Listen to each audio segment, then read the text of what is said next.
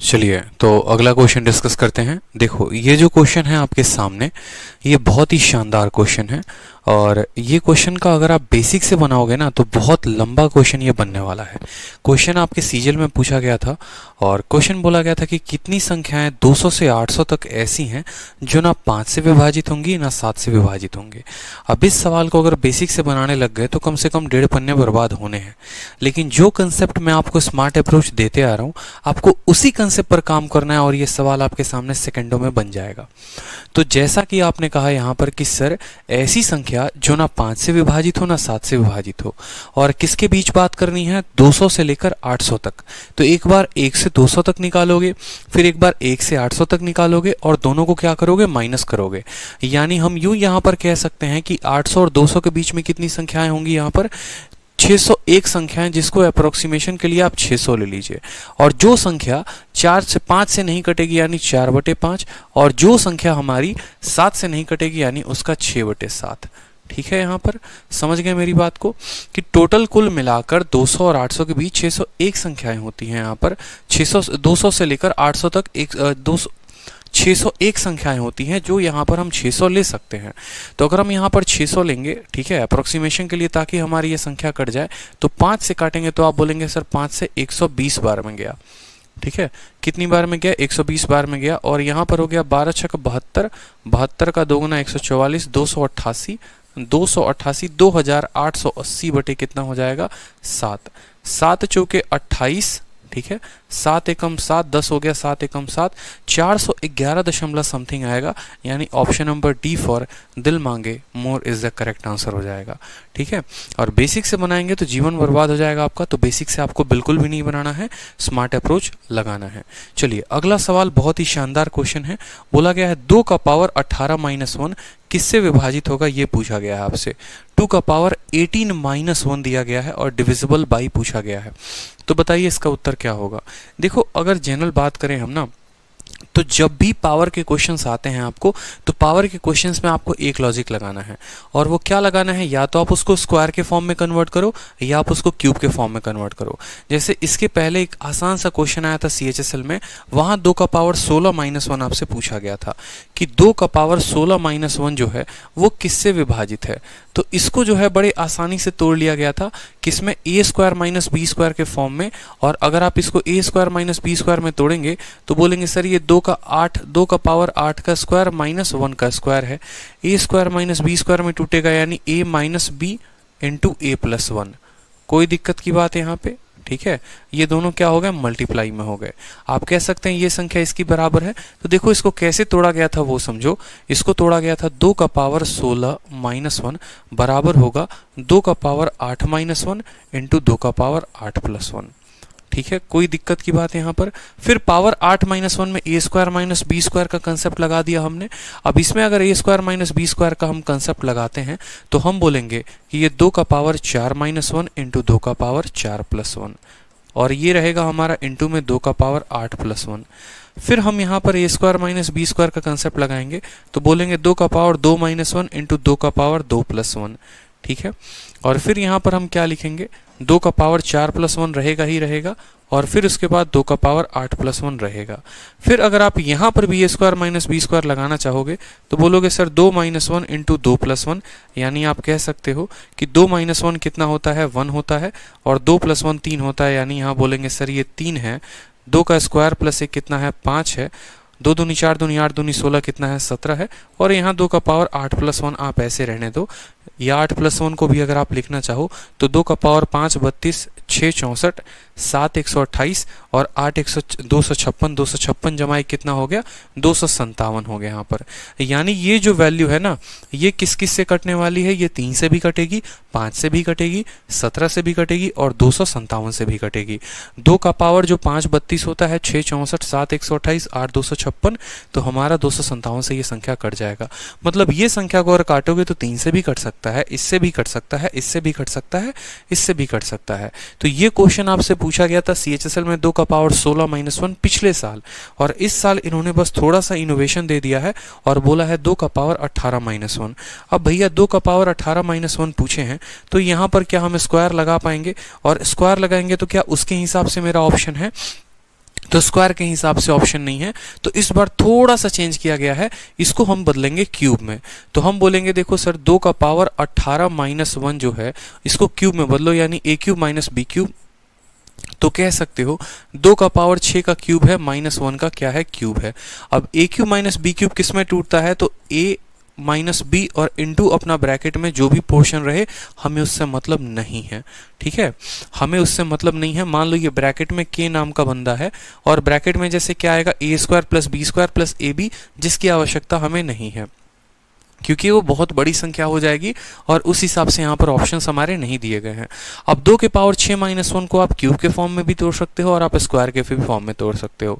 इसको स्क्वायर के फॉर्म में तोड़ोगे तो बोलोगे ये किसका स्क्वायर है, तो 2 के पावर 3 का स्क्वायर है। यानी अगर आप बोलोगे सर 2 के पावर 6 को 2 का पावर 3 माइनस 1, ए स्क्वायर माइनस बी स्क्वायर क्या टूटेगा, ए माइनस बी इंटू ए माइनस ए प्लस बी, तो 2 का क्यूब माइनस 1 इंटू 2 का क्यूब प्लस 1, ठीक है। और ये पोर्शन क्या है, k है तो k रहेगा, ठीक है। यहाँ पर 2 के पावर 6 माइनस 1 को हमने किस में तोड़ा, a square minus B square को a minus B into A plus B.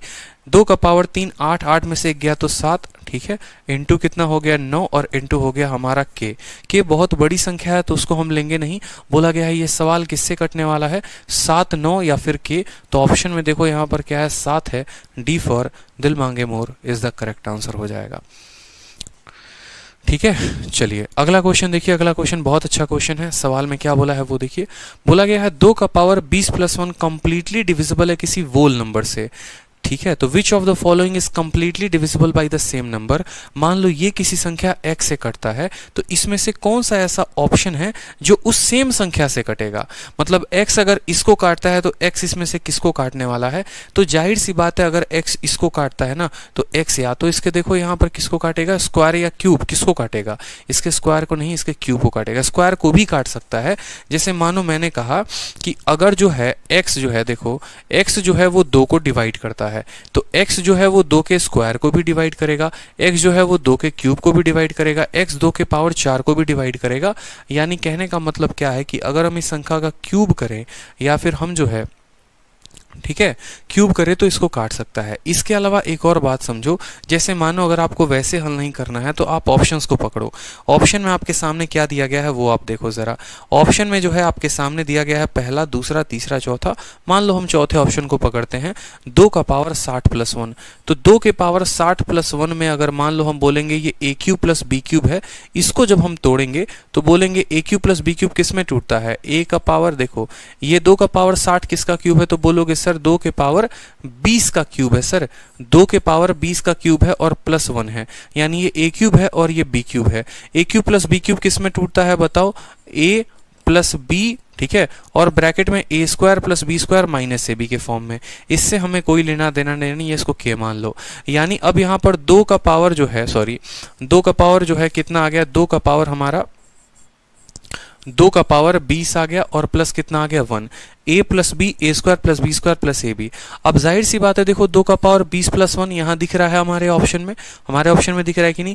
अगर ये जो है x से कटता है, ये संख्या x से कटता है तो ये वो संख्या होगी जो x से कटेगा, यानी इसका आंसर कितना होगा 60। बोलोगे सर आपने 60 को ही क्यों पिक किया, क्योंकि भाई 20 का क्यूब मुझे 60 दिखा यहाँ पर, ठीक है, 20 का क्यूब मुझे क्या दिखा, 60 दिखा यहाँ पर। तो मैंने कहा इसका जो है अगर इसको मैं a cube plus B cube के फॉर्म में तोड़ता हूँ जिसमें a प्लस बी यहाँ पर मुझे नजर आ जाएगा, तो अगर ये कटेगा तो ये भी संख्या कटेगी, ठीक है। चलिए अगला सवाल देखिए। बोला गया है 2 का पावर 25 जमा 2 का पावर 26 जमा 2 का पावर 27 किससे कटेगा। तो देखो ये सवाल पूछा गया है किससे कटेगा, तो आपको एक सिंपल सा फंडामेंटल ध्यान रखना है किससे कटेगा किससे नहीं कटेगा। जब भी ऐसी संख्या होती है और जब भी ये संख्याएं सीरीज में होती हैं तो बड़ा आसान तरीका होता है इनको निकालने का। हमें क्या करना होता है, सबसे छोटी वाली संख्या को पकड़नी होती है जिसका पावर सबसे कम है, उसको हमें क्या करना होता है, उसको हमें कॉमन लेना होता है। ठीक है, उसको अगर आप कॉमन ले लेते हैं तो बाद की सभी संख्याएं जो हैं वो आसानी से हल हो जाती हैं। ठीक है, जैसे आप यहाँ पर कॉमन लीजिए, आपको कुछ नहीं करना है, आपको बस यहाँ पर एक पावर को कॉमन लेना है।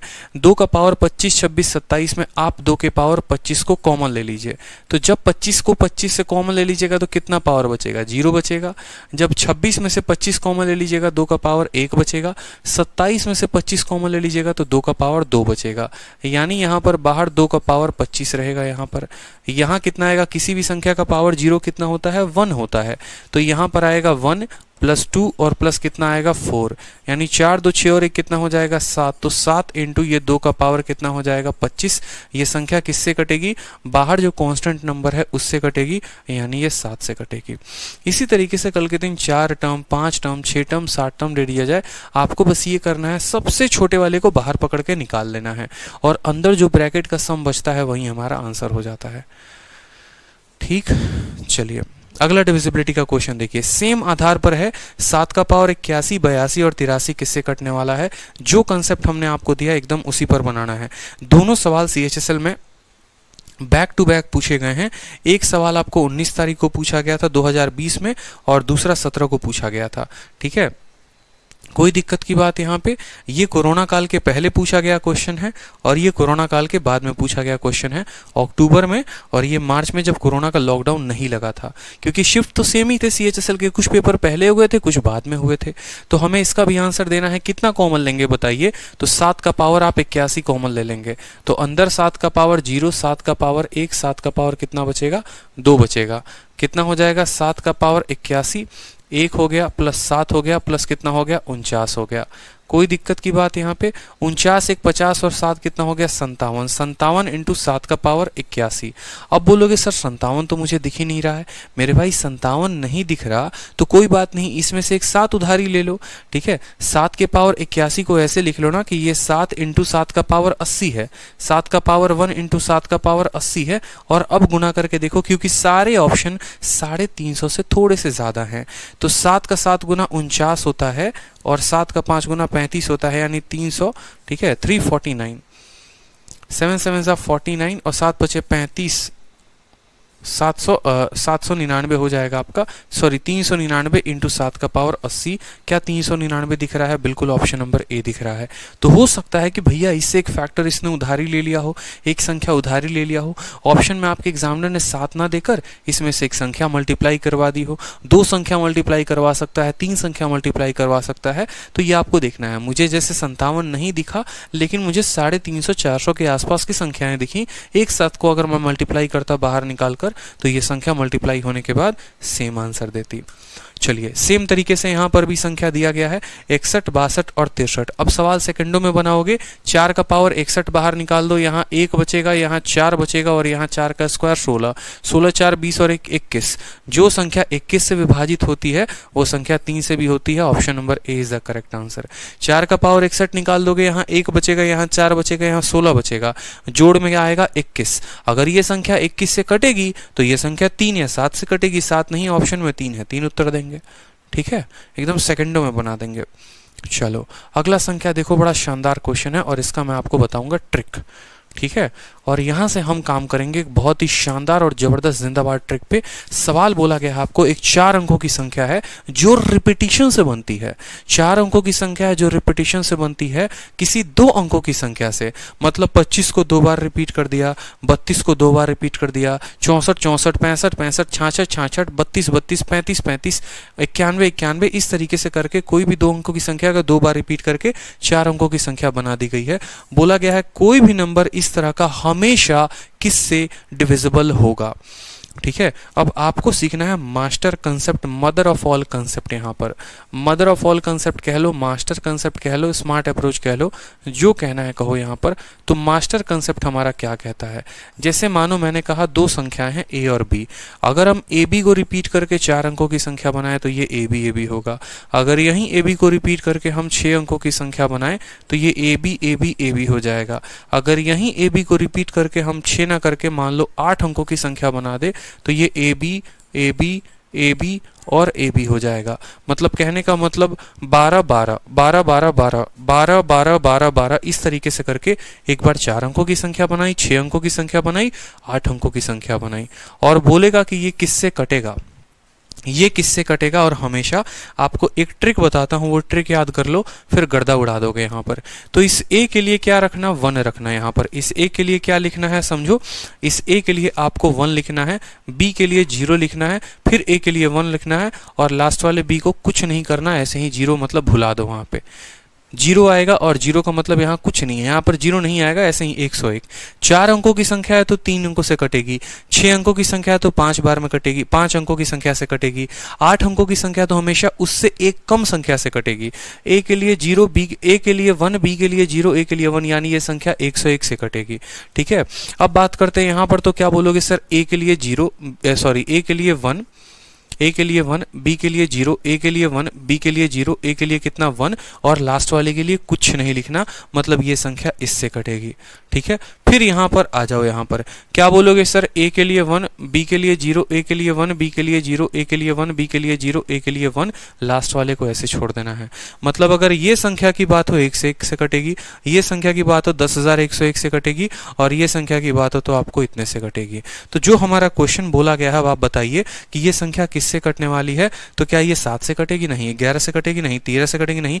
स्मॉलेस्ट 3 अंकों की प्राइम नंबर, और 3 अंकों की सबसे छोटी प्राइम नंबर कितनी होती है? 101 होती है। और हमें अपने देखा यहाँ पर कि ए बी वाले सारे के सारे किससे कटते हैं? 101 से। मतलब इसका उत्तर होगा ऑप्शन नंबर डी। ठीक है। कितना उत्तर होगा? ऑप्शन नंबर डी होगा। चलिए नेक्स्ट क्वेश्चन देखिए, सेम तरीके से कहा है, इसमें से कौन सी ऐसी संख्या है जो 2 अंकों को रिपीट करके 6 अंकों की संख्या बनाई जाती है, तो वो किससे डिवाइड होगा? एक्स वाई किससे कटेगा? अभी मैंने आपको क्या बताया कि x के लिए क्या लिखोगे? 1, y के लिए 0, x के लिए 1, y के लिए 0, x के लिए 1, और अगले y को भूल जाना है। यानी 101 देखना जरा कहां पर है, ऑप्शन नंबर बी में है। बी फॉर बाहुबली जो होगा वो करेक्ट उत्तर होगा। इतना शानदार लॉजिक है कि जिसका कोई लिमिट नहीं है। अब इसका थ्योरी बताने लगूं मैं आपको तो एक्सपैंडेड फॉर्म से बताना पड़ेगा कि जो है यहाँ पर इसका इक्याई तोड़ो, दहाई तोड़ो, सैकड़ा तोड़ो, हजार तोड़ो, लाख तोड़ो, फिर सबको जोड़ो, तब जाकर वो इतना आता है, और उतना आपके काम का नहीं है। इसलिए हमने आपको मास्टर कंसेप्ट दिया है कि जब भी ऐसे 2 अंकों की संख्या को जोड़ के 4 अंकों की संख्या, 6 अंकों की संख्या, 8 अंकों की संख्या बनाए तो बस पहले वाले के लिए 1, दूसरे वाले के लिए 0, फिर 1, फिर 0, फिर 1, फिर 0, इस तरीके से करते करते आपको लिखते जाना है। ठीक है। चलिए अब इसमें क्या होता है कि एक बच्चे के दिमाग में यही फिट होता है, 1 0 करना है तो एग्जामिनर उसको लपेट के क्वेश्चन देता है, और वहां पर उसको क्वेश्चन ये देता है कि एक 6 अंकों की संख्या है जो रिपीट की जाती है 3 अंकों की संख्या को 2 बार लिखने से। एक बार 3 अंकों की संख्या लिख दी, फिर एक बार और 3 अंकों की संख्या लिख दी, और तब जो है वो किससे कटेगा बताओ।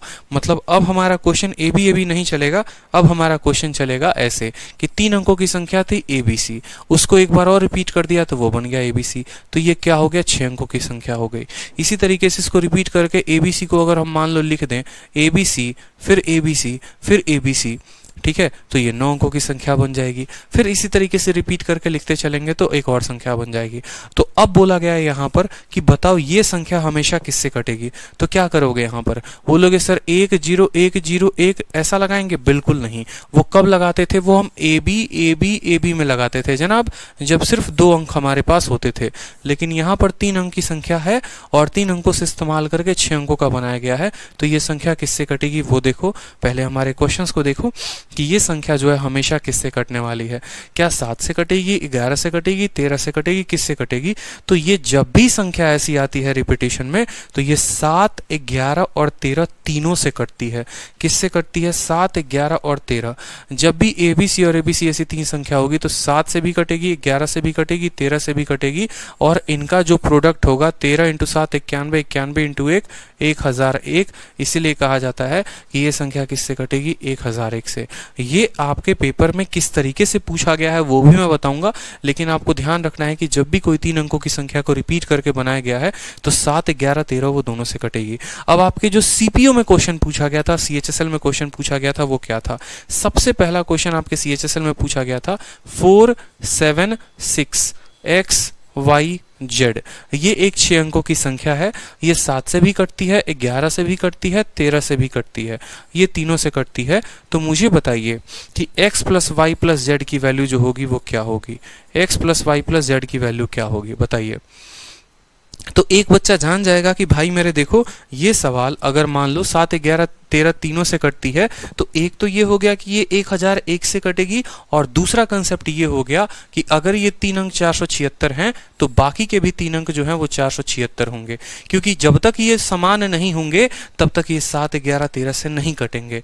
और 7, 11, 13 से कटने का मतलब है कि अगर तुम 476 हो तो अगले 3 अंक भी 476 होंगे, यानी x का मान 4 होगा, y का मान 7 होगा, z का मान 6 होगा। 6, 4, 10, 7 कितना आ जाएगा? 17 आ जाएगा। ये हमारा करेक्ट उत्तर था। ठीक है, इसी आधार पर एक और क्वेश्चन आपका पूछा गया था सीजीएल में कि यहां पर दे दिया गया था 4x 7y 6z, और ये क्वेश्चन बोला गया था यहाँ पर कि बताइए x का स्क्वायर प्लस y का स्क्वायर और प्लस z का स्क्वायर का वैल्यू कितना होगा बताइए। अगर ये संख्या आपकी 7, 11 और 13 तीनों से विभाजित है, 7 से भी कटती है, 11 से भी कटती है, 13 से भी, तो इस केस में एक बच्चे को अच्छे से पता है कि शुरू के जो 3 अंक होंगे बाद के वहीं के 3 अंक होंगे। यहाँ पर दिख रहा है शुरू के जो 3 अंक होंगे बाद के वहीं 3 अंक होंगे, यानी शुरू में 4x और 7 है तो बाद में भी 4x और 7 ही आएगा। देखो तो x की वैल्यू कितनी आ गई? x की वैल्यू 6, तो x का स्क्वायर कितना हो जाएगा? 36। ठीक है, y की वैल्यू कितनी आ गई? 4, तो 4 का स्क्वायर हो जाएगा हमारा 16। ठीक है, और z की वैल्यू कितनी आ गई? 7 आ गई, तो 7 का स्क्वायर कितना हो जाएगा? 49। तीनों को जोड़िए और जो है आपका उत्तर आ जाएगा। ठीक है, 49, 1, 50, 55। ठीक है, 55, 30, 85, 85, 6, 91। हमारा 91 जो है वो करेक्ट उत्तर है। 91 जो है वो हमारा क्या है? करेक्ट उत्तर है। तो ये हमें समझना है कि सवाल इस तरीके से घुमा फिरा के पेपर में पूछे जाएंगे, तो हमको जो है वो जितना क्वेश्चन को घुमाएंगे हमें उतना ध्यान रखना है। ठीक है, कि कोई भी 3 अंकों की संख्या 2 बार रिपीट होगी, 7, 11, 13 से कटेगी, या अगर वो 7, 11, 13 से कटती है तो जो है वो हमारी 1001 से जरूर कटेगी, और उसके तीनों अंक शुरू के बराबर होंगे लास्ट के तीनों अंक। यही कंसेप्ट ध्यान रखना है कि 7, 11, 13 से कटेगी तो शुरू के 3 और बाद के 3 बराबर होंगे, या शुरू के 3 बाद के 3 बराबर हैं तो 7, 11, 13 से कटेगी। यहां पर बोला गया देखो शुरू के 3 और बाद के 3 बराबर हैं तो किससे कटेगी? 7 से भी, 13 से भी, 11 से भी, यानी 1001 से कटेगी। ठीक है, चलिए बहुत शानदार। अगला सवाल देखिए, अगला टाइप देखिए, बोला गया है कि देखो अगर एक पॉजिटिव संख्या n है जो 3, 5 और 7 तीनों से कटती है तो what is the next largest integer divisible by all this number. ठीक है, अगला सबसे बड़ा संख्या जो है वो कौन होगा जो इन तीनों संख्याओं से कटेगा। समझना मेरी बात को। सवाल में बोला गया है कि n नाम का एक संख्या है, n नाम का, जो 3 से कटता है, 5 से कटता है, 7 से कटता है, तो n के अलावा अब अगली बड़ी कौन सी संख्या होगी जो इन तीनों से कटेगी। ठीक है, तो मान लो यहाँ पर n जो है वो इन तीनों का प्रोडक्ट मान लो कि 7, 5, 35 और इंटू 3 105 हो गया। n को कितना मानना है? सॉरी, 5, 3, 15, 15, 96, 15, 7, 105। n को आप कितना मान लो? 105 मान लो। कि मान लो आपने n को 105 मान लिया। ठीक है, तो n जो है वो कितने से कट रहा है? 105 से, और बोला गया है अगली संख्या कौन ऐसी होगी जो फिर 105 से कटेगी। तो आप ऑप्शन में देखो, 105 में 21 जोड़ने पे क्या 105 से कटता है? नहीं। 105 में 35 जोड़ने पे कटेगा? नहीं। 105 में 105 जोड़ने पे कटेगा, यानी हमारा जो उत्तर होगा वो कितना होगा? ऑप्शन नंबर सी जो होगा वो करेक्ट उत्तर होगा। ऐसे सवालों का कोई फॉर्मूला लगाने का बेहुदा सा एकदम कंसेप्ट बनता है कि आप इसको बेसिक से सीखो। सीडीएस में ऐसे ऐसे क्वेश्चंस आते हैं डिविजिबिलिटी के जहां पर सीधा n का मान रखा जाता है, क्वेश्चन बन जाते हैं। आप यहाँ पर n का जो है कोई भी मान रखो। यहाँ कोई भी मान कहने का मतलब एक ऐसी संख्या रखो जो 3, 5, 7 तीनों से कट जाए। 105 की जगह आप यहाँ 210 भी रख सकते हो, आप यहाँ 315 भी रख सकते हो, और फिर देखो यहाँ पर कि वो संख्या कौन सी कटेगी। या यूं बोलो कि जो भी संख्या है जो इनसे कटेगी उसका अगला मल्टीपल उसमें जोड़ दिया जाए तो वो उससे कट जाएगी। यानी 105 में फिर 105 को जोड़ दोगे तो कट जाएगी। मैंने कहा कि x एक ऐसी संख्या है, ठीक है, मान लो कोई संख्या जो है, ठीक है, x जो है वो किसको काटती है, 2 को काटती है।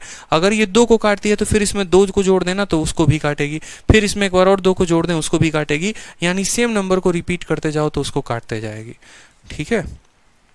चलिए अगला सवाल देखिए, बहुत शानदार ये भी क्वेश्चन है। बोला गया है if the sum of the digit of any integer lying between 100 and 1000 is subtracted by the number,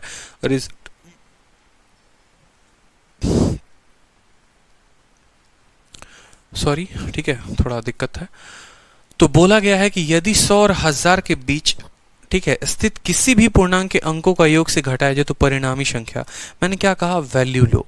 बोला गया है कि sum of digit of any integer lying between 100 and 1000, 100 और 1000 के बीच में कोई भी संख्या जो इसके बीच की है, अगर उसके अंकों को हम जोड़ें तो वो हमेशा, ठीक है, sum of digit of any integer lying between इतना सब्ट्रैक्टेड फ्रॉम द नंबर, उसके अंकों को जोड़कर, ठीक है, उसके अंकों को जोड़कर उस संख्या से हम घटा दें तो वो संख्या हमेशा किससे कटेगी। यही तो बोला गया है कि sum of digit of any integer lying between 100 and 1000, मान लो वो संख्या हो गई 100 और 1000 के बीच में, मान लो वो संख्या हो गई 500, ठीक है, जो 100 और 1000 के बीच में है वो संख्या को हमने मान लिया 500, ठीक है।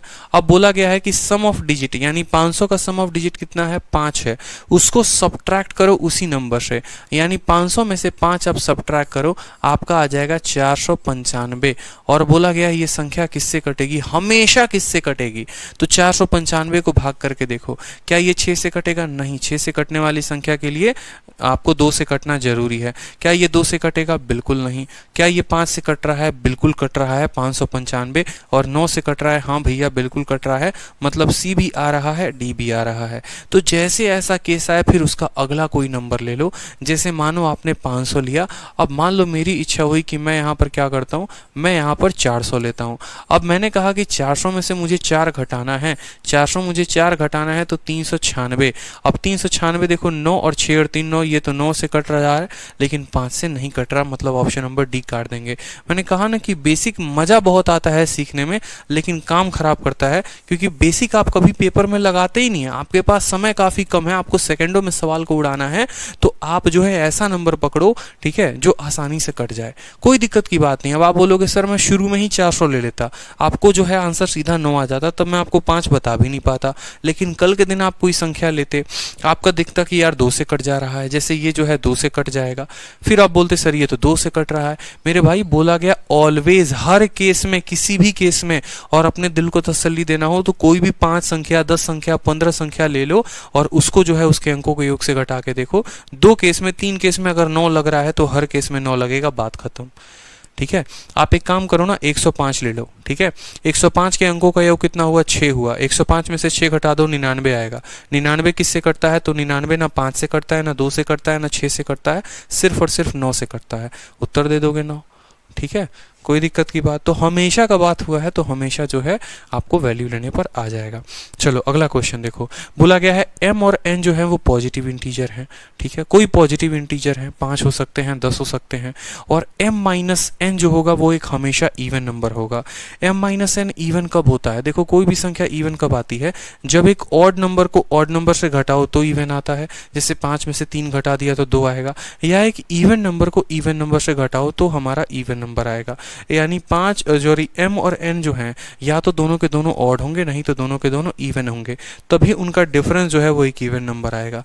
तो बोला गया है बताओ m square minus n square हमेशा डिविजिबल होगा किससे, ठीक है, हमेशा डिविजिबल होगा। तो हमने क्या कहा, यानी m और n जो है वो दोनों के दोनों क्या हैं, m और n जो है वो दोनों के दोनों ऑड हो सकते हैं, इवन हो सकते हैं। अगर m और n ऑड हैं तो देखो कंसेप्ट क्या बनेगा हमारा यहाँ पर, आंसर तो हम सीधा एक लाइन में वैल्यू पुट करके बता देंगे आपको बाद में, बट कंसेप्ट से सीख लो कि मैंने कहा कि m और n, देखो कोई भी 2 ऑड संख्या को घटाओगे तो इवन मिलता है, या कोई भी 2 इवन संख्या से इवन को घटाओगे तो हमारा जो है ऑड मिलेगा। जैसे सॉरी 5 से 3 घटाओगे तो 2 मिलेगा, या 4 में से 2 घटाओगे तो 2 मिलेगा, यानी 2 इवन का जो डिफरेंस होता है वो इवन होता है, 2 ऑड का डिफरेंस जो होता है वो ऑड होता है। यानी एक केस में मान के चलते हैं कि अगर ये दोनों ऑड हो तो क्या होगा, और अगर ये दोनों इवन हो तो क्या होगा, ठीक है जनाब। तो मान लीजिए कि अगर ये दोनों संख्याएं ऑड हैं तो आपको पता है किसी भी दो ऑड संख्या का अंतर कितना आता है, इवन आता है, ठीक है। और यहाँ पर किसी भी दो संख्या का जोड़, किसी भी दो ऑड संख्या को जोड़ो तो वो भी इवन आता है, यानी इवन इंटू इवन नंबर हमें मिलने वाला है, ठीक है। अगर हम इवन की बात करें तो ये भी इवन आएगा, ये भी इवन आएगा, यानी किसी भी इवन नंबर का क्या होगा, मल्टीप्लिकेशन होगा यहाँ पर। तो यहाँ पर तो सबसे पहली बात कोई ऑड नंबर हो नहीं सकता है, और यही केस आपको दिया गया है, ऑप्शन में कोई भी ऑड नंबर नहीं है। किसी भी इवन को किसी भी इवन के साथ मल्टीप्लाई करना है, कोई ऑड नंबर है ही नहीं यहाँ पे, ठीक है। तो ये थ्योरी से ऐसे करते रह जाओगे, डिफरेंस निकालोगे, इनकी वैल्यू लोगे। सबसे शानदार मेरा मानो कोई भी एक वैल्यू ले लो। एक काम करो, m को जो है आप 5 ले लो और n को आप 3 ले लो, ठीक है। ले लिया आपने, जहां पर m जो है वो n से बड़ा है। अब 5 का स्क्वायर 25 और 25 में से 9 घटाओ कितना आएगा, 16। 16 किससे कटता है, 16 4 से कटता है, बिल्कुल। 16 8 से कटता है, बिल्कुल। 16 ना 6 से कटता है ना 12 से कटता है। दो ऑप्शंस आ गए। फिर कोई उसकी जगह पर दूसरा वैल्यू ले लो। मान लो कल के दिन आपकी इच्छा जागी और आपने कहा सर मैं m को 4 मानता हूं और n को 2 मानता हूं, ठीक है। तो 4 का स्क्वायर 16 और 16 में से 4 गया तो कितना आएगा, 12। अब यहाँ पर 12 जो है आ तो गया, कोई दिक्कत की बात नहीं, लेकिन ये 12 जो है 4 से कटता है कि 8 से, 8 से नहीं कटेगा, 4 से कटेगा। दो केसेस में हमारा 4 वेरीफाई हो गया है, ठीक है। दो केसेस में हमारा 4 वेरीफाई हो गया है। और भी कोई केस ले लो, कोई और छोटी संख्या ले लो। एक काम करो, यहाँ पर m को जो है 3 ले लो और n को जो है वो 1 ले लो। ले सकते हो क्योंकि दोनों के दोनों पॉजिटिव हैं और इनका डिफरेंस एक इवन नंबर है। इसका स्क्वायर 9 होता है और 9 में से 1 गया तो 8 होता है। 8 से जो है या तो 8 कटेगा, 8 से या तो 4 कटेगा, लेकिन एक फेल में हमारा 8 जो है, एक केस में हमारा 8 फेल हो गया है। देखो आपको बस ऐसा करना है कि आपको 2-3 नंबर लेते चलने हैं और उसमें बस ये देखना है कि कौन वाली संख्या फेल नहीं हो रही है, ठीक है। जैसे आप कोई भी संख्या लो, 4 कभी फेल नहीं होगा, लेकिन ऐसा होगा कि कभी कोई संख्या 8 से कट जाएगी, कभी 12 से भी कट जाएगी। मतलब जो संख्या देखो होगा क्या, 4 से कटेगी तो 8 से जरूर कटेगी, 4 से कटेगी तो 12 से जरूर कटेगी, इस बात को ध्यान रखो। लेकिन हमेशा जो है वो किससे बोला जाएगा, तो हमेशा 4 से बोला जाएगा। हमेशा किससे कटेगी, तो हमेशा 4 से। एग्जाम्पल ले लेता हूँ फिर से एक बार, m को 3 मानो, इसको 1 मानो, तो इनका अंतर कितना आया, 3 का स्क्वायर में से 1 का स्क्वायर, यानी 9 में से 1 गया हमारा 8 आया। अब यहाँ पर मान लो कि 4 मानो 2 मानो, 4 का स्क्वायर 16, 16 में से 2 गया कितना हो गया, 16 में से 4 गया तो हो गया आपको 12, ठीक है। मान लो यहाँ पर 5 मानते हैं और यहाँ पर कितना मानते हैं, 5 मानते हैं, 3 मानते हैं। 25 में से जो है 9 गया तो कितना आएगा, 16। हर केस में आप देखते चलो तो हर केस में जो संख्या है वो 4 से निश्चित तौर पे विभाजित हो रही है। 8 भी 4 से कटेगा, 12 भी 4 से कटेगा, 16 भी 4 से कटेगा। लेकिन ऐसे कंडीशंस होंगे कि कभी कोई संख्या 8 से कट गई, कभी नहीं कटी। ये 8 से कट जा रही है, ये नहीं कट जा रही है। ये जो है 12 से कट जा रही है, बाकी दोनों 12 से नहीं कट रहे हैं। तो हमें वो संख्या पकड़ना है जो हर केस में डिवाइड करे, यानी 4 वो संख्या होगी जो हर केस में डिवाइड करे। सेकंडों के काम होते हैं ये। सेकंडों में आप वैल्यू रखोगे और आपका उत्तर आ जाएगा। सीडीएस में ऐसे प्रश्न बहुत ज़्यादा पूछे जाते हैं। अगला सवाल देखिए, बोला क्या, सबसे लार्जेस्ट नंबर बताइए जो एग्जैक्टली डिवाइड करे हर नंबर जो n³ माइनस n और n-2 के फॉर्म में हो, जहां पर n एक नेचुरल नंबर है और वो 2 से ज़्यादा है। इन्होंने खुद ही काम आसान कर दिया, बोला सबसे बड़ी संख्या बताओ जो एग्जैक्टली डिवाइड करे इनको, जहां पर n एक नेचुरल नंबर हो 2 से ज़्यादा। 2 से ज़्यादा बोला n का मान 3 रख लो। 3 का क्यूब कितना, 27। 27 में से 3 गया तो हो जाएगा 24 और 3 में से 2 गया तो कितना हो जाएगा, 1 हो जाएगा। यानी ये सबसे बड़ी संख्या। देखो यहाँ पर find the largest number which exactly divide every number, her number जो इसके फॉर्म में हो, हर नंबर जो इस फॉर्म में हो जहां पर n एक नेचुरल नंबर 2 से बड़ा है।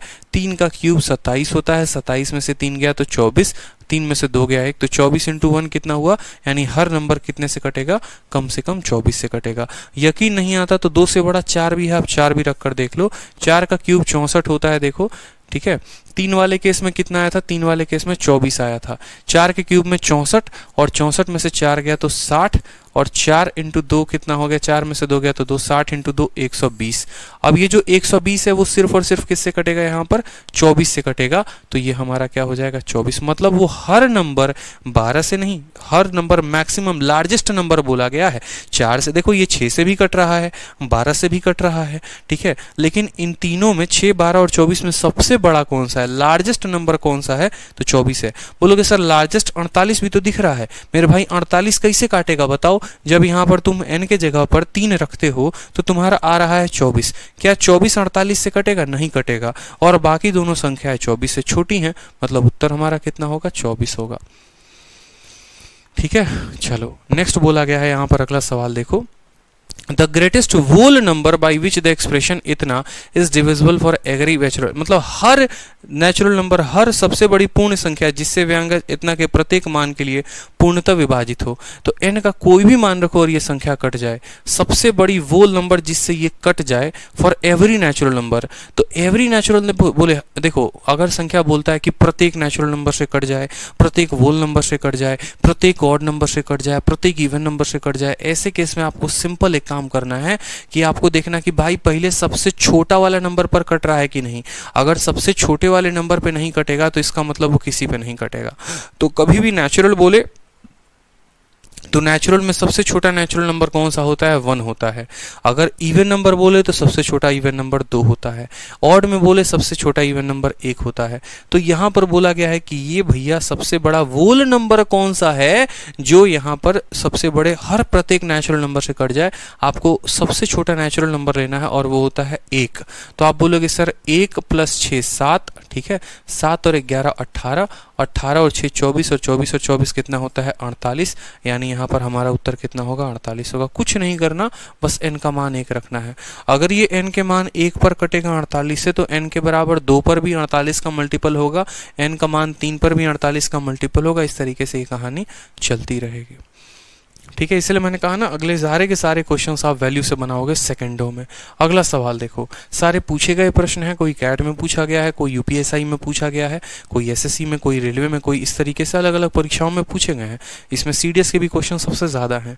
ठीक है, तो ऐसे क्वेश्चन में हमेशा याद रखना होता है कि एन की वैल्यू हम लें और हम सवाल को बना पाए। अब अगला क्वेश्चन देखोगे तो बोला गया एन एक वोल नंबर है ग्रेटर देन 1। खुद बोल दिया है कि एन एक वोल नंबर है और जो 1 से बड़ा है। 1 से बड़ा क्या हो गया? 2 हो गया, 3 हो गया, 4 हो गया, इस तरीके से। तो बोला गया यहाँ पर ये हमेशा किससे कटेगा? ग्रेटर देन 1 बोला ना, तो आपको क्या करना, पहले सबसे छोटी संख्या पकड़नी है और 1 से उसके बाद अगला संख्या कौन होता है? 2, यानी 2 का स्क्वायर 4 और 4 में से गया 3, 4 × 3 कितना हो गया? 12। तो हम उत्तर देंगे 12। बात खत्म, और कुछ नहीं करना, बाकी ऑप्शंस को देखना तक नहीं है। 1 से बड़ा बोला था, 2 रखिए और काम खत्म हो जाएगा आपका। अगला सवाल देखिए, ये एक बहुत अच्छा प्रश्न है, डिविजिबिलिटी का शानदार क्वेश्चन है जिसमें बहुत अच्छे अच्छे कंसेप्ट का इस्तेमाल होता है। ठीक है, तो ये क्वेश्चन आपको देखना है। बोला गया है अगर n की वैल्यू 55 का क्यूब प्लस 17 का क्यूब माइनस 72 का क्यूब है तो n किससे कटेगा? देखो ये होता है a का पावर n प्लस b के पावर n के कंसेप्ट पे। अगर कोई नंबर a का पावर n प्लस b का पावर n है और n वहाँ पर ऑड है तो वो a प्लस b से ज़रूर कटता है। ठीक है, उसी कंसेप्ट पर आधारित है, लेकिन ये एक लेवल ऊपर का क्वेश्चन है। जैसे मान लो आपको क्या पढ़ाया जाता है कि अगर n नाम की कोई संख्या है और n अगर a का पावर n प्लस b के पावर n के फॉर्म में है तो दो केसेस होते हैं, या तो n की वैल्यू जो है वो ऑड हो या फिर n की वैल्यू इवन हो। अगर n की वैल्यू ऑड होगी तो क्या होगा और n की वैल्यू इवन होगी तो क्या होगा?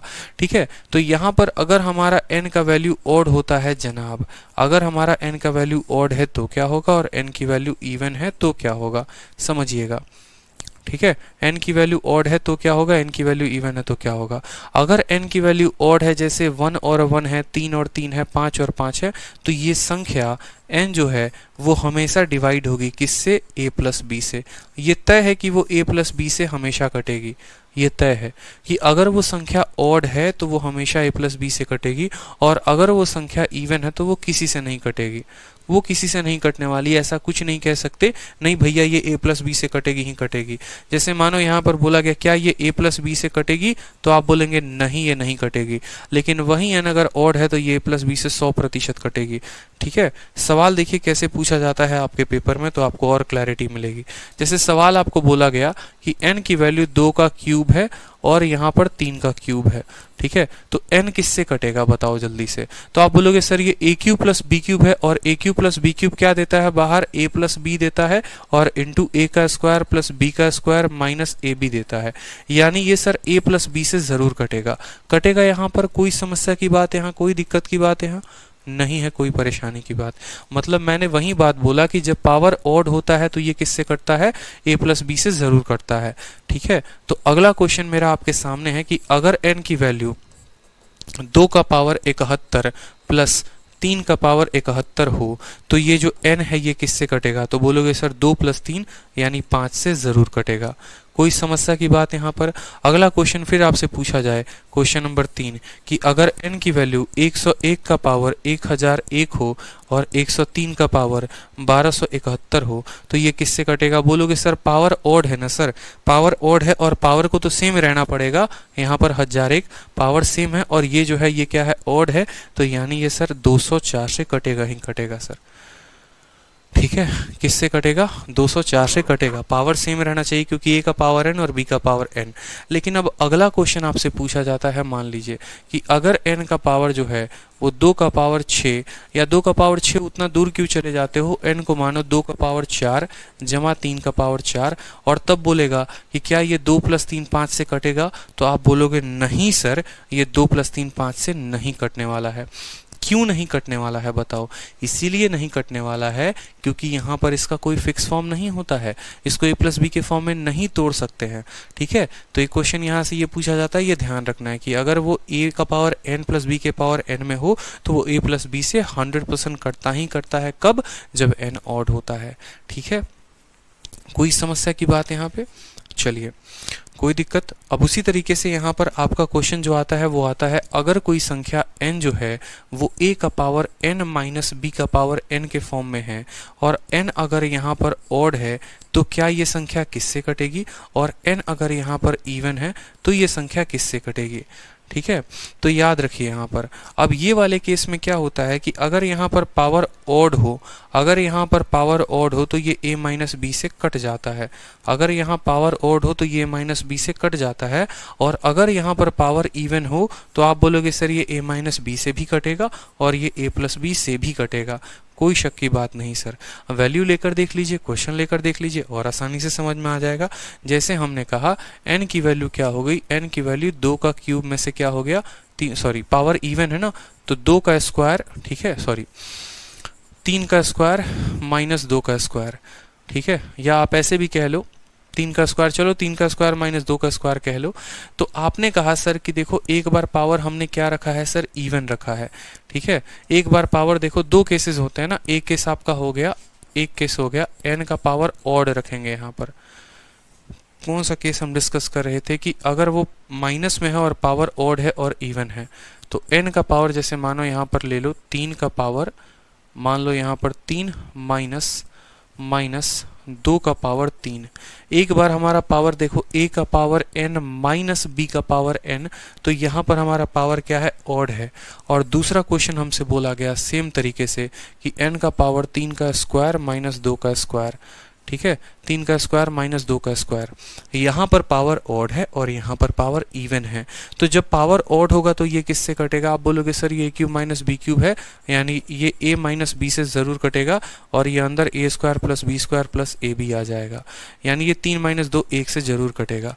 कोई दिक्कत की बात यहाँ। लेकिन जब पावर इवन होता है तो ये क्या होता है, a minus B into A plus B दोनों से कटता है, यानी ये 1 से भी कटेगा और ये 5 से भी कटेगा, यानी a minus B into A plus B दोनों से कटेगा।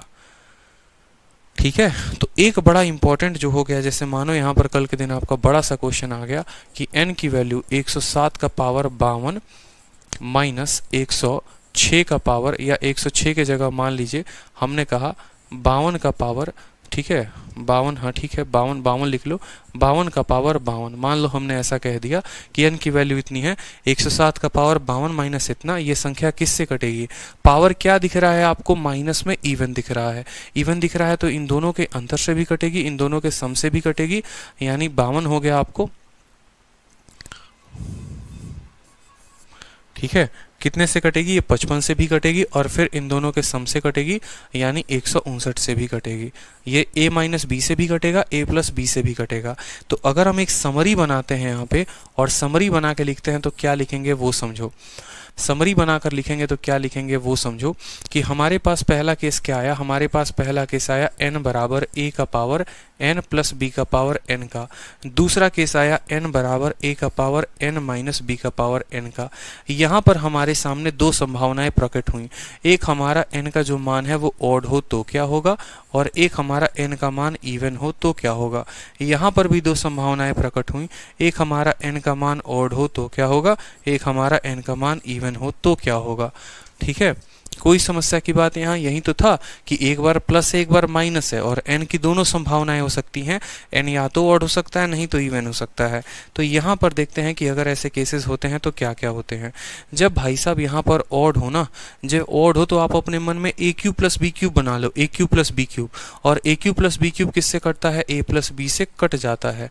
ठीक है, और ये ना ए प्लस बी से कटेगा, ठीक है, और ना ही a माइनस बी से कटेगा, कुछ नहीं जब इवन रहेगा। तो माइनस में जब आ जाए तो माइनस में आ जाए तो आप ऐसे समझ लो ए स्क्वायर माइनस पावर को ऑड रखो, यानी ए क्यूब माइनस बी क्यूब। ए क्यूब माइनस बी क्यूब किससे कटेगा? तो हमेशा a माइनस बी से कटेगा। ठीक है, और माइनस में पावर इवन बोले तो ए स्क्वायर माइनस बी स्क्वायर। ए स्क्वायर माइनस बी स्क्वायर किससे कटता है? a माइनस बी से और a प्लस बी से। तो ये बड़ा शानदार ट्रिक हो जाएगा याद करने का। ठीक है, ये बड़ा शानदार तरीका हो जाएगा याद करने का कि आप जो है पावर के जगह पे कोई ना कोई वैल्यू एज्यूम कर लेते हो। जैसे यहाँ ऑड बोलता है तो 3 रख लो, इवन बोलता है 2 रख लो। तो ए क्यूब प्लस बी क्यूब ए प्लस बी से कटता है, लेकिन ए स्क्वायर प्लस बी स्क्वायर किसी से नहीं कटता। उसी तरीके से ए क्यूब माइनस बी क्यूब ए माइनस बी से कटता है, लेकिन ए स्क्वायर माइनस बी स्क्वायर ए माइनस बी ए प्लस बी दोनों से कटता है। ध्यान रहेगा ये बात। ठीक है, तो अब ये तो सारे के सारे छोटे कंसेप्ट होते थे जिसके ऊपर पहले सवाल आते थे, लेकिन अब एक अच्छा सा क्वेश्चन आपको दिया गया है। आपके मेंस के मॉक टेस्ट में आपको ये क्वेश्चन दिख सकता है कि n का मान जो है वो बराबर है 55 के क्यूब जमा 17 का क्यूब और माइनस 72 का क्यूब। तो n जो है वो किससे डिविजिबल है ये बोला गया है। n जो है वो किससे डिविजिबल है ये बोला गया है, बताइए। तो बताएंगे, मान लो यहाँ पर देखो, क्या 55 और 17 का सम किसके बराबर है? आप बोलेंगे सर 55 और 17 जो है वो 72 के बराबर है। दिख रहा है आपको कि 55 और 17 का जोड़ किसके बराबर है? 72 के बराबर है। तो जरा 72 के केस में ये क्वेश्चन जो है हमने पढ़ा था वो क्या लिखेंगे? हम बोलेंगे सर देखो 72 का क्यूब, ठीक है, 72 का अगर हम क्यूब करते हैं तो 72 का क्यूब क्या होता है? 72 किससे बना है? 55 प्लस 17 से बना है। बना है कि नहीं बना, बताओ। 72 जो बना है वो कैसे बना है? 55 और 17 से बना है, यानी 72 के क्यूब को हम इतना लिख सकते हैं। और इसको लिखने का मतलब क्या है? इसको लिखने का मतलब a प्लस बी के क्यूब में तोड़ना है, यानी a का क्यूब प्लस b का cube plus 3 into a into B into, ठीक है, और a प्लस बी, ठीक है, 55 सॉरी 3 इंटू ए कितना है? 55 है, b कितना है? 17 है, ठीक है, और a प्लस बी कितना हो जाएगा? 72 हो जाएगा। तो 72 लिखो यहाँ पे। कोई दिक्कत की बात यहाँ पे? तो ऐसा लिख सकते हैं कि 72 का क्यूब, ठीक है, बराबर होगा 55 का क्यूब प्लस 17 का cube plus 3 into 55 into 17 into 72। ठीक है, यहाँ पे कोई दिक्कत की बात नहीं। सवाल में बोला गया है 55 प्लस 17 माइनस 72, ठीक है, तो 55 प्लस 17 और ये 72 को उधर लेके चले आओ, उनको इधर लेके चले आओ, तो बोलोगे 3 इंटू 55 इंटू 17 इंटू 72, और ये क्या आ गया? माइनस में आ गया, बराबर 55 का क्यूब प्लस 17 का क्यूब माइनस 72 का क्यूब। ठीक है, 55 का क्यूब 17 का क्यूब माइनस 72 का क्यूब का वैल्यू क्या हो गया? Minus 3 into 55 into 17 into 72। 3 55 17 72, 3 55 17 72, यानी अगर हम बात करें n की वैल्यू इतनी है, देखो सवाल में बोला गया है n की वैल्यू इतनी है, तो n की वैल्यू अगर इतने के बराबर है 55 17 और 72 का क्यूब, और ये वाला क्यूब जो है, ये वाला जो क्यूब है वो इसके बराबर है, तो देखो बोला गया है n जो है वो इसके बराबर है और ये वाला इसके बराबर है, तो क्या कह नहीं सकते कि n इसके बराबर है? बोलो, n इसके बराबर, ये इसके बराबर, तो n इसके बराबर हो सकता है या नहीं हो सकता है?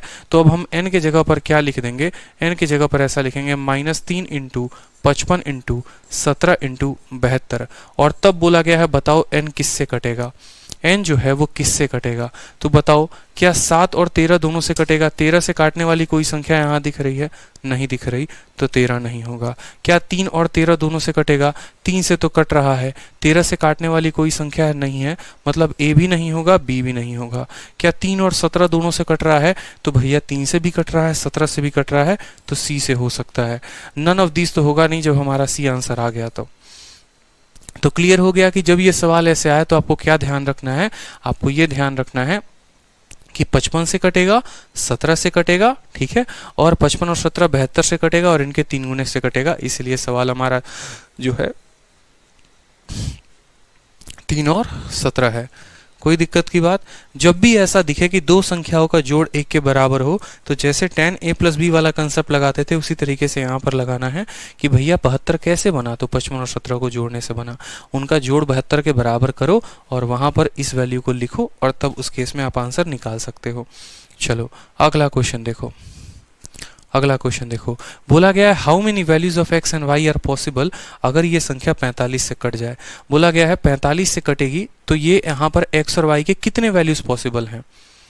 ठीक है, x और y के कितने वैल्यू पॉसिबल हैं? एक क्वेश्चन 45 पे था और एक क्वेश्चन 55 पर था कि अगर यहाँ पर y की अगर ये संख्या जो है 55 से कट जाती है, अगर ये संख्या 55 से कट जाती है तो x और y के कितने पॉसिबल वैल्यूज होंगे, और अगर ये संख्या 45 से कट जाती है तो x और y के कितने पॉसिबल वैल्यूज होंगे, x, y के। तो बड़े आसान से बनाते हैं, एक कंसेप्ट आप सीख लेंगे तो इसके ऊपर बहुत सारे क्वेश्चन आप बना पाएंगे। तो चलिए सवालों को देखते हैं। किससे कटने की बात कही गई है आप बताइए? तो बोला गया है सर 45 से कटे। अब जाहिर सी बात है 45 से कटने का मतलब क्या है माय डियर? जो संख्या 5 से भी कटे और जो संख्या 9 से भी कटे। और 5 से कौन सी संख्याएं कटती हैं? जिनके इक्याई के स्थान पर या तो 0 होता है नहीं तो 5 होता है। यानी कहने का मतलब क्या है कि अगर हम इस संख्या को लिखे तो बोलेंगे, इस संख्या को लिखे तो बोलेंगे 75x 6 4 0 हो सकता है, ठीक है, या फिर 75x, ठीक है, 75x 6 4 और 5 हो सकता है। क्योंकि अगर ये संख्या जो है 45 से कटेगी यानी 5 से कटेगी, और 5 से कटने के लिए या तो यहाँ 0 होगा नहीं तो 5 होगा, ठीक है। अब यहाँ पर समझिएगा मेरी बात को कि जब यहाँ पर 0 होगा और जब यहाँ पर 5 होगा तो कैसे लिखेंगे? 75x 6 4 0, या तो ये संभव है, या 75x 6 4 5 ये संभव है। तो हमने 45 की डिविजिबिलिटी चेक करने के लिए 5 की डिविजिबिलिटी चेक कर ली, अब 9 की डिविजिबिलिटी चेक करनी है। ये संख्या 9 से कब कटेगी? जब इसके अंकों का योग कितना होगा? 9 होगा। कोई भी संख्या 9 से कटती है जब उसका डिजिट का सम 9 होता है। यहाँ पर देखिए 7 5 12 6 18 खत्म, 4 आया है तो x के लिए कितना आना पड़ेगा? x के लिए 5 आना पड़ेगा। तो x, y क्या बन गया? 5, कितना बन गया? 0 बन गया। मतलब एक पेयर हमारा क्या हो गया? 5, 0 हो गया, ठीक है। कोई दिक्कत की बात? यहाँ दूसरे पेयर की बात करते हैं हम यहाँ पर, तो देखेंगे 7 5 12 6 18 खत्म, 5 और 4 9 खत्म, यानी x को कितना होना पड़ेगा? 0। तो जब x 0 होगा तो अगला बंदा क्या होगा? 5 होगा, यानी ये इसका उत्तर हो जाएगा। तो कितने पेयर बन रहे हैं? 2 पेयर। How many values? तो कितने वैल्यूज? 2 वैल्यूज। अब एक फंडामेंटल हम आपको बता दें यहाँ पर, ठीक है, कि अगर यहाँ पर y की 2 वैल्यूज आ गए ना तो x की वैल्यूज 2 आ सकते हैं, और आप बिना x का चेक किए भी 2 दे सकते हैं। लेकिन चेक कर लेते हैं तो हमारे पास 100% श्योरिटी आ जाती है आंसर को टिक करने की, ठीक है। चलो अगला क्वेश्चन देखो।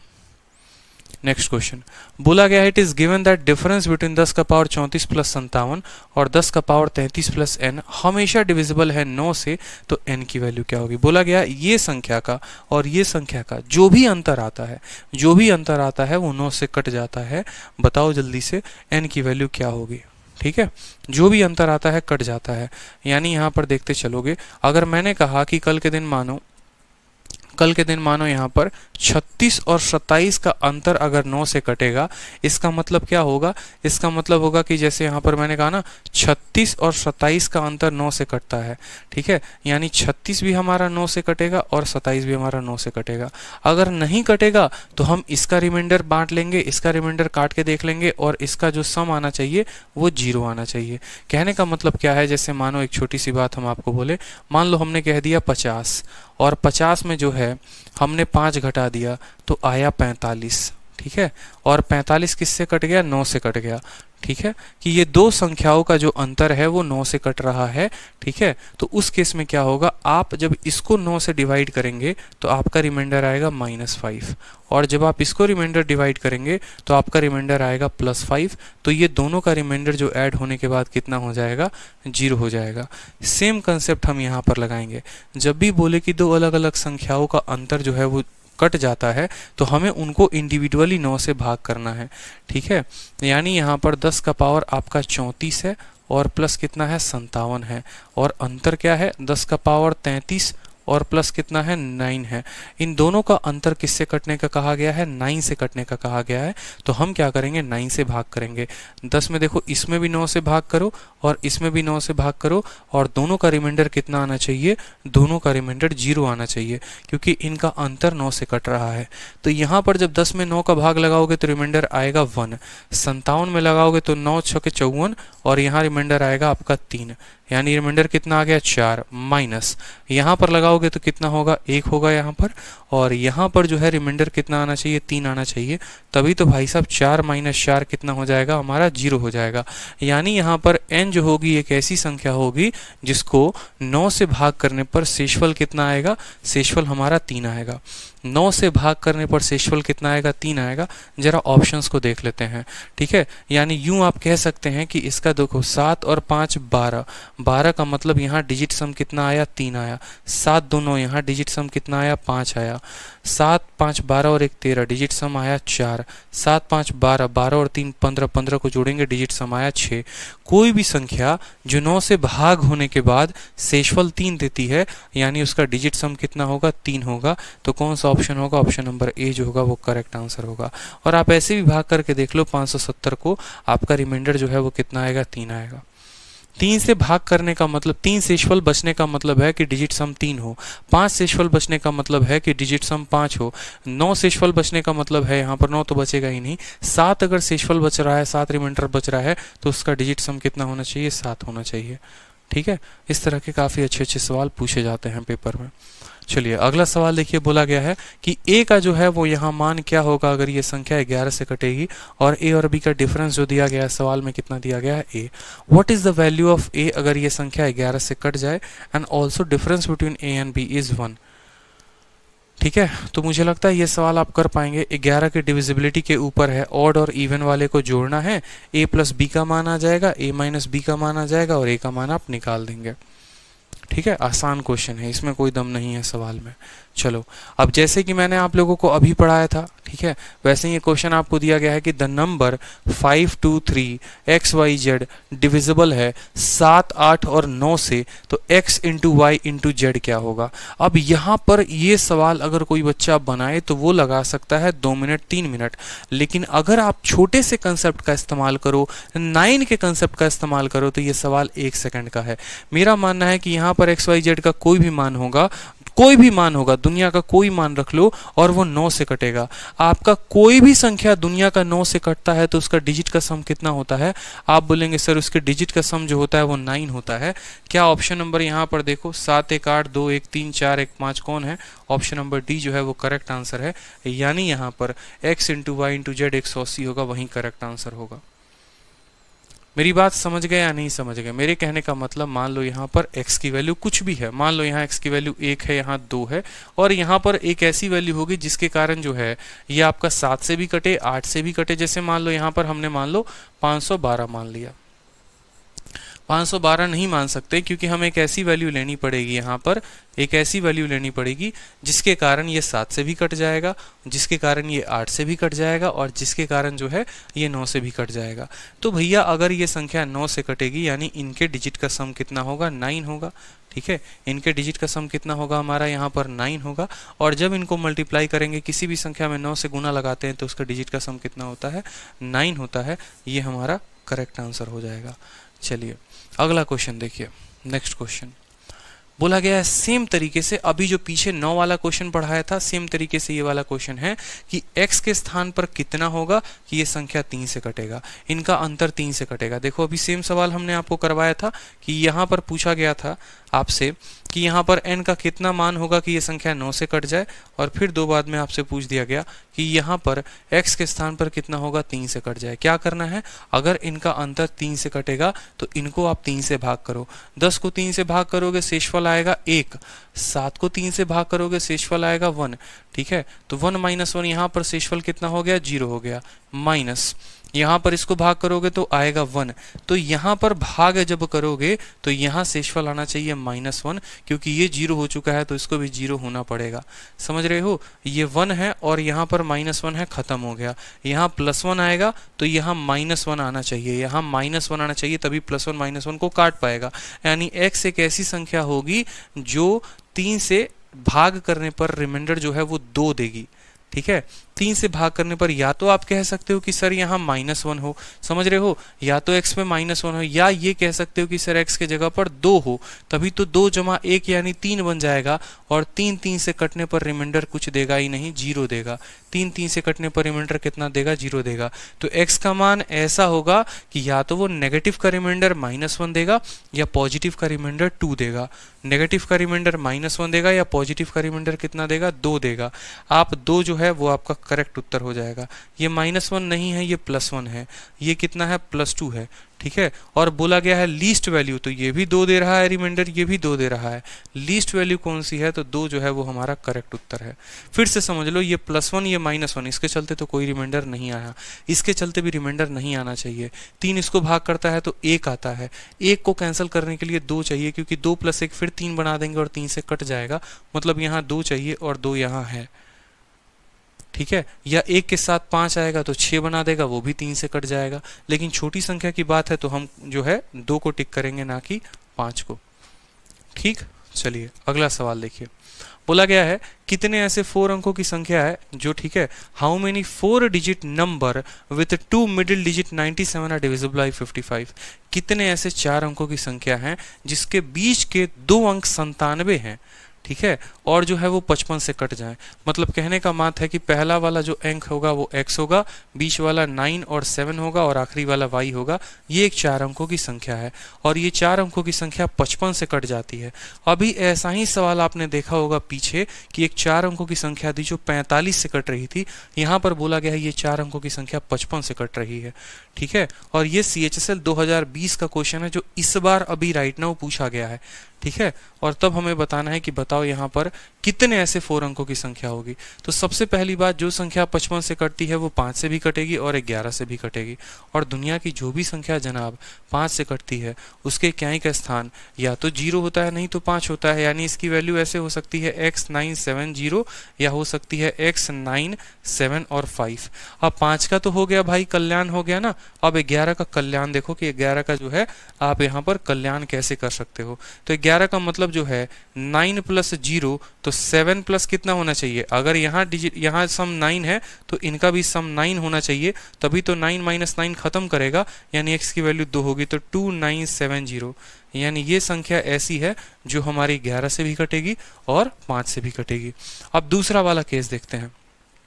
ठीक है, बोला गया ये 55 से कटेगी। 55 से कटने का मतलब 9 और 5 14, तो 7 के साथ कितना आएगा, 7 के साथ फिर 7 आएगा, तभी तो 7 और 7 14 बनाएगा। तो ये हो जाएगा 7 9 7 और 5।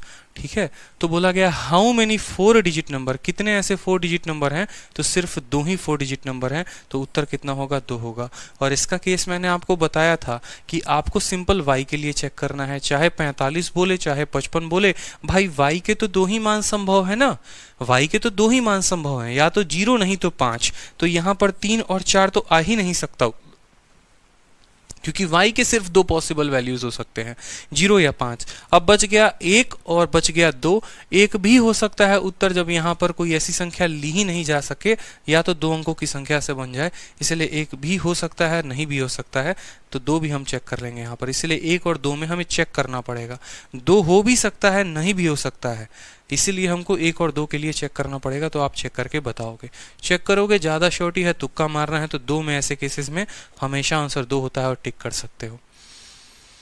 ठीक है, अगला सवाल देखो, what is the number of possible pair of P Q, the number is divisible by both 3 and 5। अब सेम तरीके से अगर ये संख्या 3 और 5 से कटती है तो जाहिर सी बात है क्यू पर क्या आएगा, क्यू पर जो है डिविजिबल बाई बोथ 3 एंड 5, जो संख्या 3 और 5 से कट जाए, ठीक है, तो क्यू के स्थान पर कम से कम आप कितना रख पाओगे, क्यू के स्थान पर या तो 0 नहीं तो 5, क्यू के स्थान पर या तो 0 नहीं तो 5। अगर क्यू के स्थान पर 0 रखोगे तो क्या होगा, देखो 3 5 7 पी 2 5 0, और 5 रखोगे तो क्या होगा 3 5 7 पी 2 5 और कितना हो जाएगा 5। बोला गया नंबर ऑफ पॉसिबल पेयर, ऐसे कितने पेयर बनेंगे, तो भैया एक पेयर तो तुम ये रख लो कि यहाँ तुम्हें नहीं पता लेकिन तुमने 0 रखा है, और p का मान नहीं पता लेकिन q को तुमने 5 रखा है। अब यहाँ पर देखो p की वैल्यू क्या क्या हो सकती है, यहाँ पर p की वैल्यू क्या क्या हो सकती है, 3 को खत्म करो, 5 5 10 और 2 12 खत्म हो जाएगा, 7 के साथ तुम्हारा कितना आएगा, 7 के साथ तुम्हारा 2 आएगा तो 9 बनेगा, ठीक है, 7 के साथ 2 आएगा तो 9 बनेगा यहाँ पर, तो ये 3 से कट जाएगा। फिर 7 के साथ यहाँ पर जो है 5 आएगा तो ये कट जाएगा, ठीक है, 7 5 12 हो जाएगा। फिर 7 के साथ 8 आएगा तो कट जाएगा, मतलब या तो 2 0 हो सकता है, देखो यहाँ पर क्या क्या पॉसिबल पेयर हो सकते हैं, 2 0 5 0 और फिर उसके बाद 8 0। यहाँ कितने पेयर बन गए, यहाँ 3 पेयर बन गए, इसलिए मैंने क्या कहा था, चेक करो, ठीक है, क्योंकि भाई मेरे यहाँ पर तो 0 रख लिया, 7 के साथ देखो p का मान 2 भी हो सकता है, 5 भी हो सकता है, 8 भी हो सकता है, हर 3 3 के अंतर पे 3 से डिविजिबिलिटी बोली गई है ना, इसीलिए तो यानी 2 0 5 0 8 0 3 संभावनाएं हो गई।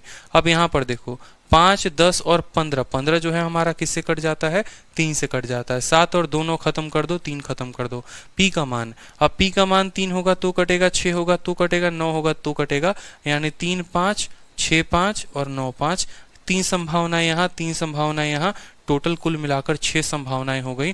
तो नंबर ऑफ पॉसिबल पेयर कितने हो गए, नंबर ऑफ पॉसिबल पेयर 6 हो गए।